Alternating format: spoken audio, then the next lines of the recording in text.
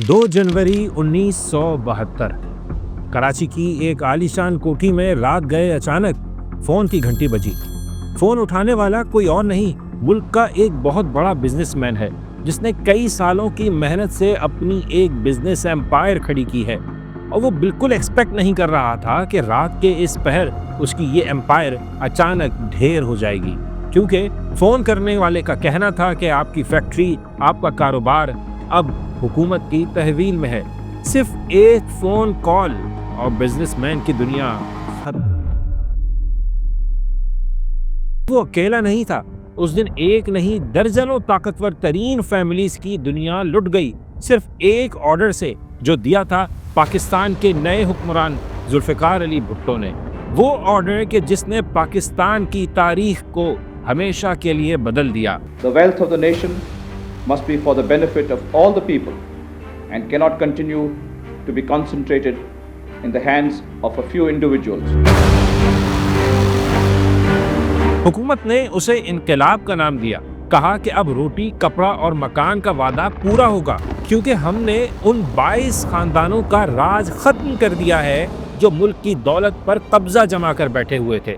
लेकिन हकीकत इससे बिल्कुल मुख्तलिफ थी। चंद खानदानों की ताकत टूटी या नहीं टूटी, पाकिस्तानी मईशत की कमर जरूर टूट गई। ये कहानी एक सियासी एडवेंचर की है। ये कहानी उन 22 खानदानों की है जिन्हें विलन बनाकर सामने लाया गया। आखिर ये कैसे हुआ, क्यों हुआ और इसका इम्पैक्ट क्या आज भी महसूस होता है, यही कहानी हम आज की वीडियो में बताएंगे।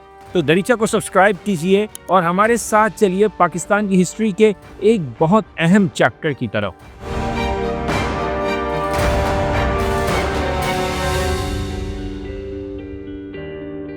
ये 50 और 60 की दिहाई थी।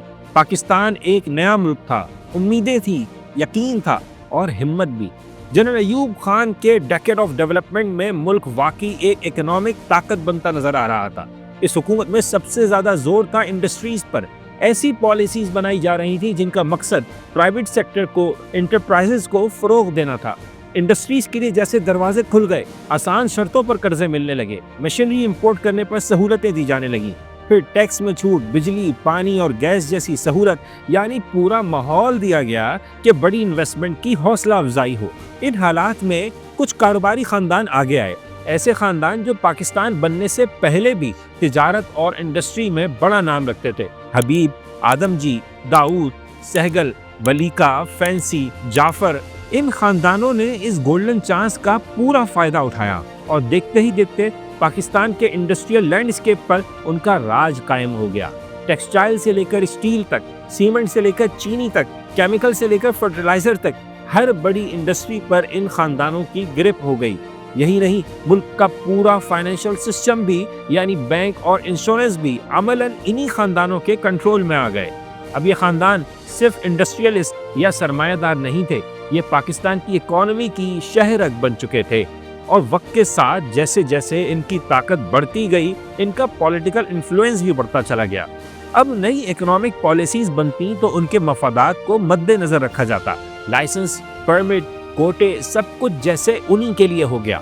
छोटे और नए कारोबारी इदारों के लिए उनका मुकाबला करना तकरीबन नामुमकिन हो गया। नए लोग जहां जाते, जिस फील्ड में कदम रखते, वहां पहले ही किसी बड़े खानदान की मोनोपोली होती। तरक्की तो हो रही थी, जीडीपी बढ़ रहा था, नंबर्स इंप्रेसिव थे, मगर ये तरक्की सिर्फ चंद लोगों को मिल रही थी, चंद खानदानों को, चंद बड़े शहरों को बस। मुल्क का बहुत बड़ा इलाका, यानी देही इलाका, बल्कि इससे भी बढ़कर मशरकी पाकिस्तान इस डेकेड ऑफ डेवलपमेंट से महरूम था। जो इंडस्ट्रीज थी उनमें काम करने वाले लाखों मजदूरों की उजरत कम थी, उनके काम करने के लिए अच्छा एनवायरनमेंट नहीं दिया गया, ना मुनासिब रिहाइश, ना तालीम, ना सेहत की सहूलत।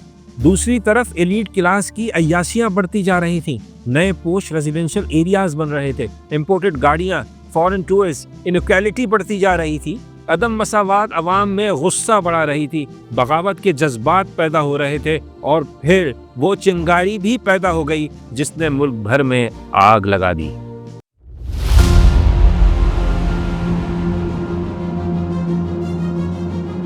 उन्नीस अय्यूब हुकूमत को 10 साल हो गए, जिस पर डेकेड ऑफ डेवलपमेंट मनाया जा रहा था।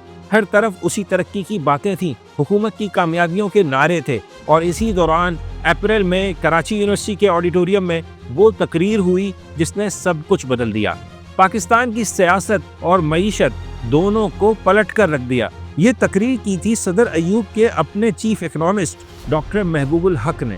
اس تقریر میں انہوں نے وہ راز فاش کر دیا جس کا چرچا تو بہت تھا، مگر کبھی کسی نے اسٹیٹس کے ساتھ اسے بیان کرنے کی ہمت نہیں کی تھی۔ انہوں نے بتایا کہ پاکستان کے 2/3 یعنی 2/3 انڈسٹریل ایسٹس صرف 22 خاندانوں کے پاس ہیں۔ یہی نہیں، 80% بینکنگ اور 70% انشورنس کمپنیز بھی انہی خاندانوں کی ملکیت ہیں۔ انہوں نے نام بھی لیے: داؤد، سہگل، آدم جی، حبیب، رگون والا، فینسی، ولیکا، جعفر اور دوسرے۔ ڈاکٹر محبوب الحق کا یہ بتانے کا مقصد تو شاید کچھ اور تھا۔ وہ یہ بتانا چاہتے تھے کہ ملک میں انیکویلٹی کتنی زیادہ ہے، دولت کا یوں کچھ فیملیز میں کنسنٹریٹ ہو جانا ملک کے لیے خطرناک ہے۔ اس مسئلے کو حل کرنا ہوگا، اس کے لیے ریفارمز لانا ہوں گی۔ انہوں نے یہ بھی کہا کہ مسئلہ صرف چند خاندانوں کا نہیں، پورے سسٹم کا ہے جو یہ اونچ نیچ پیدا کر رہا ہے، اسے پروان چڑھا رہا ہے۔ مگر ڈاکٹر صاحب کو بالکل اندازہ نہیں تھا کہ جس ملک میں بیٹھ کر وہ یہ بات کر رہے ہیں وہاں کے حالات کچھ اور ہیں۔ وہاں کی سیاست میں ایک ایسا کھلاڑی موجود ہے جو صرف ایک چنگاری کا انتظار کر رہا ہے، اور ڈاکٹر محبوب الحق کی تقریر میں 22 خاندان کے الفاظ اس نے پکڑ لیے۔ اب یہ الفاظ ایک سیاسی دھماکہ بن چکے تھے۔ عوام کی بے چینی اور غصے کو ایک آواز مل گئی، ایک ایسے پولیٹیشین کی آواز جو خود بھی ایلیٹ کلاس کا ہی حصہ تھا، مگر اب وہ نکل پڑا عوام کا مقدمہ لڑنے کے لیے۔ یہ تھے ایوب خان سے اپنے راستے الگ کرنے والے ذوالفقار علی بھٹو۔ ان کی پارٹی کا تو نعرہ ہی یہی تھا: سوشلزم ہماری معیشت۔ My party believes in giving Pakistan not only democracy, but with democracy, economic justice as well. I want to end this system of Buffalo Bill capitalism and Jesse James capitalism. تو 22 خاندانوں والی بات نے تو ان کے نعرے کو نئے ڈائنامکس دے دیے۔ ڈاکٹر محبوب الحق بیچارے وضاحتیں دیتے رہ گئے، کہتے رہے کہ بھائیو یہ ایک سسٹمک پرابلم ہے، صرف کچھ خاندانوں کو ٹارگٹ بنانے سے کچھ نہیں ہوگا، مگر تیر کمان سے نکل چکا تھا۔ بھٹو اور ان کی پارٹی نے 22 خاندانوں کو ہر مسئلے کی جڑ قرار دیا، انہیں لٹیرا، استحصالی اور عوام دشمن بنا کر پیش کیا۔ یہ وہ زمانہ تھا جب بھٹو کا ہم خیال طبقہ میڈیا پر حاوی تھا، تو اخباروں نے 22 خاندان کی اصطلاح کو بہت اچھالا۔ ترقی پسند دانشوروں نے اخبار اور میگزین کالے کر دیے، یہاں تک کہ حبیب جالب کی بھی وہ نظم آ گئی: 20 گھرانے ہیں آباد اور کروڑوں ہیں نشاد، صدر ایوب زندہ باد، 20 روپیہ من آٹا، اس پر بھی ہے سناٹا، گوہر سہگل آدم جی بنے ہیں برلا اور ٹاٹا۔ یوں پیپلز پارٹی کو ایسا نعرہ مل گیا جو عوام کے دل کی آواز بھی تھا۔ عوام تو ویسے ہی جذباتی ہوتے ہیں، انہیں علمی اور تحقیقی چیزوں کا کیا پتہ۔ وہ بھٹو کے پیچھے چل پڑے جو اب پاپولیرٹی کے آسمان پر تھے۔ بھٹو کے سامنے بھلا ڈاکٹر محبوب الحق کی کون سنتا؟ ان کی علمی باتیں سیاسی طوفان میں دب کر رہ گئیں۔ اب ہر طرف ایک ہی نعرہ تھا: بھٹو۔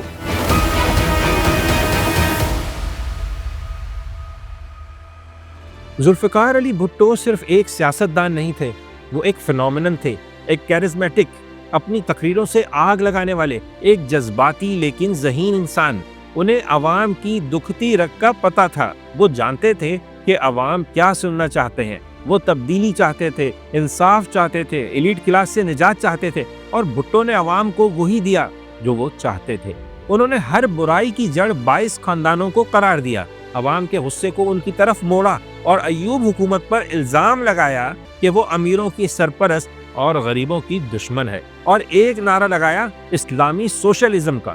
جی ہاں، انہوں نے اسلام اور سوشلزم کا فیوژن کر دیا۔ انہوں نے روٹی، کپڑا اور مکان کا وعدہ کیا۔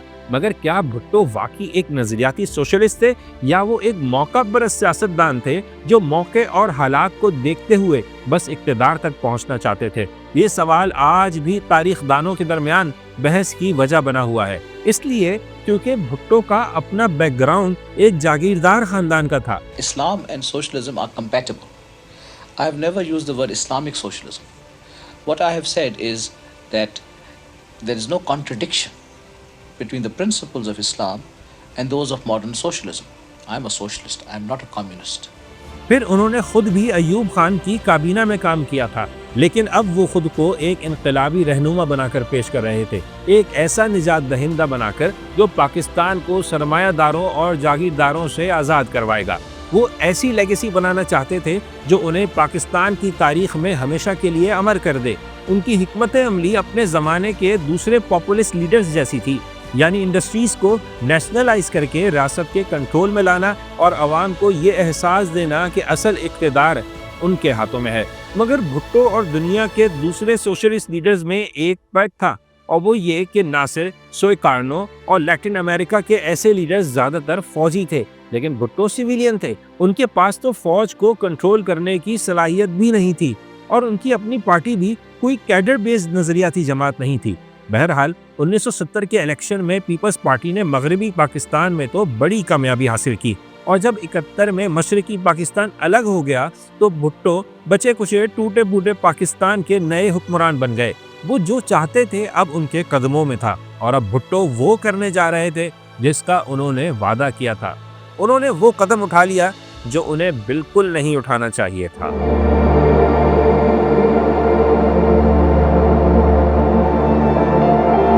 دسمبر 1971 پاکستان اپنی تاریخ کے بھیانک ترین دور سے گزر رہا تھا۔ ملک دو ٹکڑے ہو چکا تھا، معیشت تباہی کے دہانے پر تھی، قوم کا مورال ڈاؤن تھا، اور مستقبل کیا ہوگا کچھ پتہ نہیں تھا۔ ایسے میں ملک کی باغ ڈور ذوالفقار علی بھٹو نے سنبھالی بطور صدر اور چیف مارشل لا ایڈمنسٹریٹر۔ انہوں نے قوم کو ایک نیا حوصلہ دینے کی کوشش کی اور سوشل اینڈ اکنامک جسٹس کے لیے ایک نئے بولڈ ویژن کا اعلان کیا، اور ان کا سولوشن ایک ہی تھا: نیشنلائزیشن، یعنی ان 22 خاندانوں کی طاقت توڑنا اور سب کچھ ریاست کے کنٹرول میں لانا۔ کیا بھٹو کا مقصد صرف سوشل جسٹس تھا، یا ہدف تھا اقتدار کو اپنی مٹھی میں کرنا؟ وہ اکانومی پر ریاست کا کنٹرول قائم کر کے اصل میں اپنے کنٹرول کو تو نہیں بڑھانا چاہتے تھے۔ جو بھٹو کو جانتے تھے وہ اسی وقت سمجھ گئے کہ یہ سب کنٹرول کا کھیل ہے۔ تو ڈاکٹر محبوب الحق کہہ اٹھے کہ بھٹو کی ریفارمز گلے سڑے نظام میں پیبند لگانے سے زیادہ کچھ نہیں، اصل ضرورت ہے بنیادی تبدیلیوں کی، جس کے لیے وقت چاہیے، پلاننگ چاہیے۔ مگر بھٹو کے پاس وقت نہیں تھا اور نہ ہی صبر، انہیں تو فوراً رزلٹ چاہیے تھا، ایسا رزلٹ جو ان کی پاپولیرٹی کو اور بڑھا دے۔ اور پھر وہ دن آ گیا، 2 جنوری 1972۔ پاکستان کو ٹوٹے ابھی 16 دن ہی گزرے تھے کہ بھٹو نے اپنا پہلا بڑا وار کر دیا۔ The control of these industries now rests with the state of Pakistan for the benefit of the people of Pakistan. Economic reforms order کے تحت نیشنلائزیشن پروگرام کے پہلے مرحلے کا آغاز ہو گیا۔ راتوں رات ملک کے 31 بڑے انڈسٹریل یونٹس ریاست نے اپنی تحویل میں لے لیے، اور یہ تمام انڈسٹریز انہی 22 خاندانوں کی ملکیت تھیں۔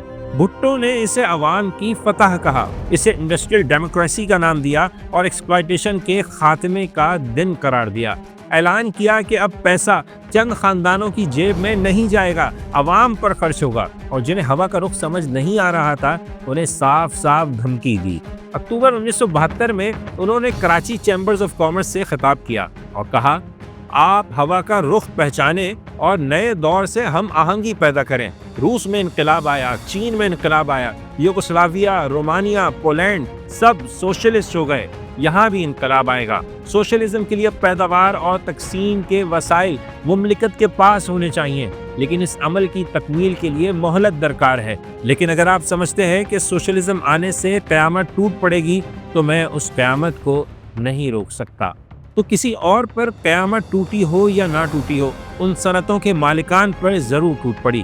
جن لوگوں نے دہائیوں کی محنت سے اپنی بزنس ایمپائرز کھڑی کی تھیں، وہ ایک ہی جھٹکے میں سب کچھ گنوا بیٹھے۔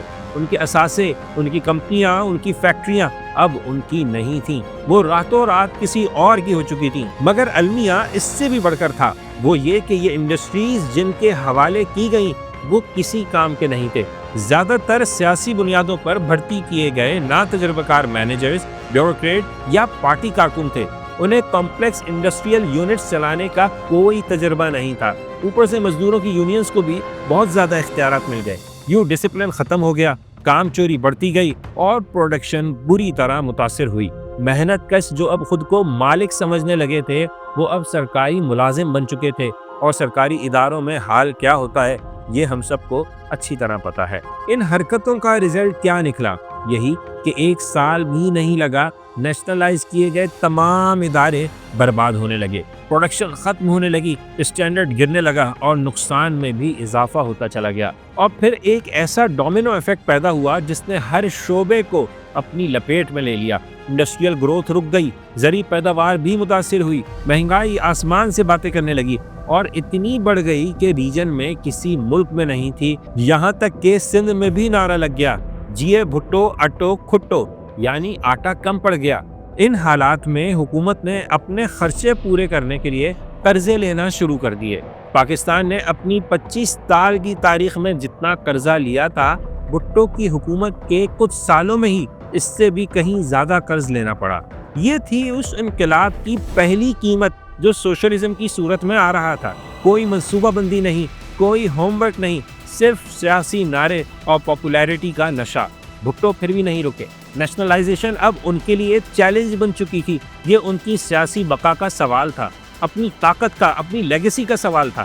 اس لیے پہلے مرحلے میں اتنی تباہی کا سامنا کرنے کے باوجود انہوں نے دوسرا مرحلہ شروع کر دیا۔ اس مرتبہ ٹارگٹ تھا بینکنگ اور فائنینشل سیکٹر۔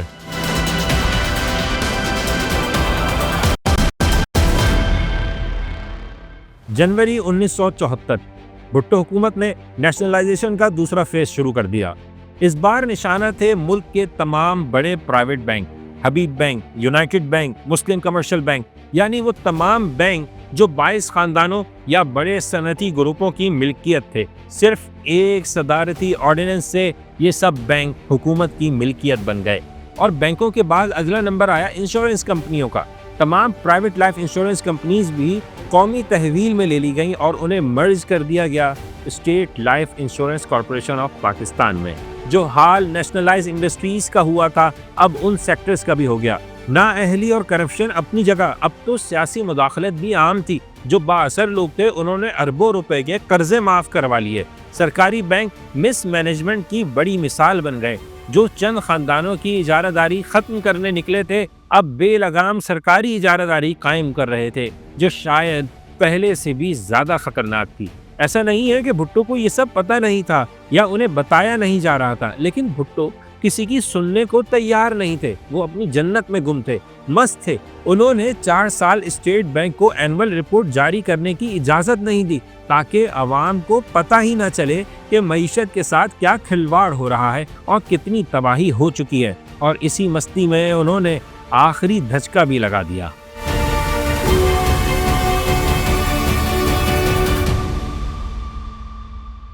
یہ سال تھا 1976 کا۔ بھٹو حکومت کے آخری سال شروع ہونے والے تھے۔ اب معاشی بحران اتنا خطرناک ہو چکا تھا کہ بھٹو کے حامی خود بھی پریشان ہونے لگے، کیونکہ بھٹو کا اگلا نشانہ 22 خاندان نہیں تھے، بلکہ وہ انڈسٹری تھی جو چھوٹے اور درمیانے درجے کے لوگوں کی تھی۔ جی ہاں، رائس ملز، فلور ملز اور کاٹن جننگ فیکٹریز، اب انہیں بھی سرکاری تحویل میں لے لیا گیا۔ کہا گیا خوراک کی پیداوار، ذخیرہ اندوزی روکنے اور قیمتوں کو اسٹیبل رکھنے کے لیے ایسا کرنا ضروری ہے۔ مگر یہ ایسا قدم تھا جو لوئر اور مڈل کلاس کی روزی روٹی پر ڈائریکٹ حملہ تھا، اور پھر پہلی بار پنجاب اور سندھ کے دیہی علاقوں میں رد عمل پیدا ہوا۔ اب بات صرف بڑے شہروں کی یا وہاں کے انڈسٹریل ایریاز تک محدود نہیں تھی، اب آگ بھٹو کے اپنے گھر یعنی دیہی علاقوں تک پہنچ چکی تھی۔ وہی کسان، وہی چھوٹے تاجر جو اب تک بھٹو کے حامی تھے، اب وہ بھی حکومت کے خلاف اٹھ کھڑے ہوئے۔ ملک کی معیشت کے ساتھ اب بھٹو کی پاپولیرٹی کا گراف بھی تیزی سے نیچے گر رہا تھا۔ ایوب خان دور دیکھیں، 1960 سے 1965 کے دوران پاکستان کے پرائیویٹ سیکٹرز نے مینوفیکچرنگ میں تقریباً 992 ملین روپے کی انویسٹمنٹ کی، مگر 1971 سے 76 کے دوران بھٹو کے دور میں یہ سرمایہ کاری صرف 682 ملین روپے ہو گئی۔ پاکستان کی جی ڈی پی گروتھ جو ایوب دور میں ایوریج 6.8% سالانہ تھی، بھٹو کے 5 سالہ دور میں گرتے گرتے ایوریج 4.8% رہ گئی۔ یہ ملک میں آبادی بڑھنے کی شرح سے بھی کم تھی، یعنی حقیقت یہ تھی کہ پر کیپٹا انکم میں اضافہ نہیں، کمی ہو رہی تھی۔ معاشی بحران اب اپنے عروج پر تھا۔ مہنگائی، بے روزگاری، صنعتی جمود، بڑھتے ہوئے قرضے پاکستان کی معیشت کو ایک ایسا گھاؤ لگ چکا تھا جس سے سنبھلنے میں، جس سے بحال ہونے میں اب دہائیاں لگنے والی تھیں۔ بھٹو کا حسین خواب، مساوات کا خواب، سوشلزم کا خواب اب ایک بھیانک سراب میں بدل چکا تھا۔ وہ نظریہ جس نے دنیا کے کئی ملکوں کو متاثر کیا بلکہ برباد کیا، اب پاکستان کو بھی پوری طرح اپنی لپیٹ میں لے چکا تھا۔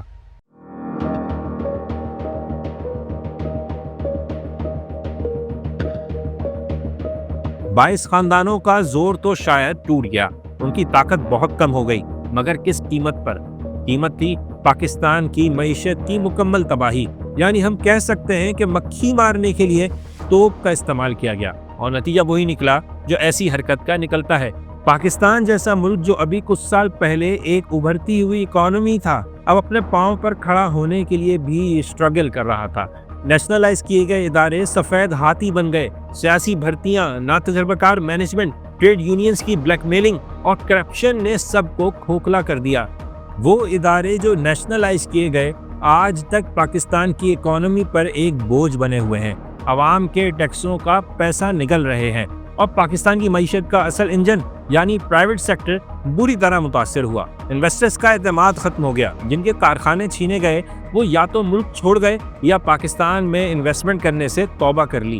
جن کے ادارے بچ گئے وہ بھی خوف میں مبتلا رہے کہ کہیں اگلا نمبر ان کا نہ ہو۔ اس عدم اعتماد کی فضا کی وجہ سے ملک سے بڑے پیمانے پر کیپٹل فلائٹ ہوا، جبکہ محنت کش طبقہ، مزدور، غریب عوام جنہیں پاور دینے کا وعدہ کیا گیا، ان کے حالات میں بھی کوئی خاص فرق نہیں آیا۔